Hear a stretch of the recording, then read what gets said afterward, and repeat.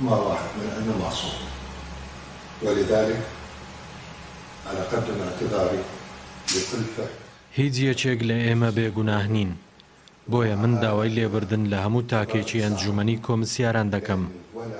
لەگەڵ داوای لێبردنەش دان بەوە دادەنێم کە هیچ کام لە ئێوە لەلایەن منەوە بە ساختەکاری و گەندەڵی تۆمەتبار ناکەم، چونکە هیچ بەڵگەیەکم لەسەر ئێوەی ئەندامانی ئەنجومەنی کۆمسیاران لەلا نییە. هیچ بەڵگەیەکم نییە لەسەر هیچ پرۆسەیەکی ساختەکاری. خوا من بگرێت کە بە قسەی ئەوانەم کرد و منیان هاندا.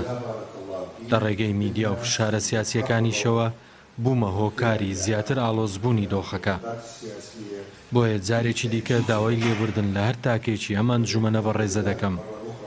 چاوەڕێی ئەوە لە ئێوەی بەڕێز دەکەم بە گەورەی خۆتان بمبورن. خوش پشتیوانمان بێت.